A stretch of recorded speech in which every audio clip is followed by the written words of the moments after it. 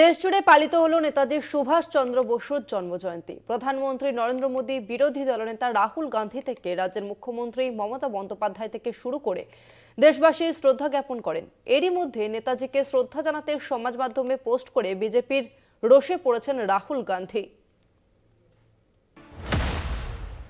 লোকসভার বিরোধী দলনেতা কংগ্রেস নেতা রাহুল গান্ধীর পোস্টের বয়ান নিয়ে নয়, তার সঙ্গে নেতাজির ছবি সহ তার মৃত্যু দিবস উল্লেখ করা নিয়ে বিতর্ক। 1945 সালের 18ই আগস্ট তার প্রয়াণ দিবস বলে উল্লেখিত হয়েছে রাহুলের পোস্টে। ঘটনাচক্রে ওই দিনই জাপানের তাইহোকুতে বিমান দুর্ঘটনার কবলে পড়েন নেতাজি। তারপর থেকেই তার খোঁজ মেলেনি। স্বভাবতই দুর্ঘটনার পর নেতাজির অস্তিত্ব নিয়ে রহস্য তৈরি হয়।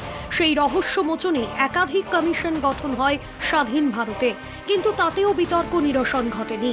আজ পর্যন্ত তা নিয়ে সরকারি স্তরে কোনো চূড়ান্ত সিদ্ধান্ত গৃহীত হয়নি। সেই কারণেই নেতাজি অনুরাগীদের মধ্যে দুটি মত ঘিরে যুগ যুগ ধরে বিতর্ক চলে আসছে।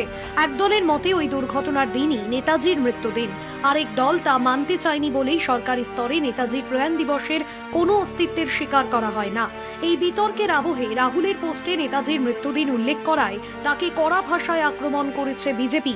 দলের রাজ্য সভাপতি সুকান্ত মজুমদার জানান, বিরোধী দলনেতা মাননীয় রাহুল গান্ধী যেভাবে নেতাজির মৃত্যুদিন ঘোষণা করে দিলেন ওনার পোস্টে, অত্যন্ত এটা বেদনাদায়ক এবং দুঃখজনক। কারণ এক একটি কমিশন, যে কমিশনগুলো গঠিত হয়েছিল নেতাজির মৃত্যু রহস্য নিয়ে, তারা এক একটি মত দিয়ে গেছে। লাস্ট যে কমিশন মত দিয়েছেন তাতে ওই দিন নেতাজির মৃত্যুদিন নয় বলে মত দেয়া আছে। নেতাজির অন্তর্ধান রহস্য উদ্ঘাটন নিয়ে কংগ্রেসের ভূমিকা সম্পর্কে বামেদের সমালোচনা ছিল। যদিও কংগ্রেসের শীর্ষস্থানীয় নেতৃত্ব বিমান দুর্ঘটনার দিনকেই তার মৃত্যুদিন বলে দাবি করে এসেছে, তা নিয়ে বামেদের আপত্তি বরাবরের। এই বিরোধ সুবিদিত।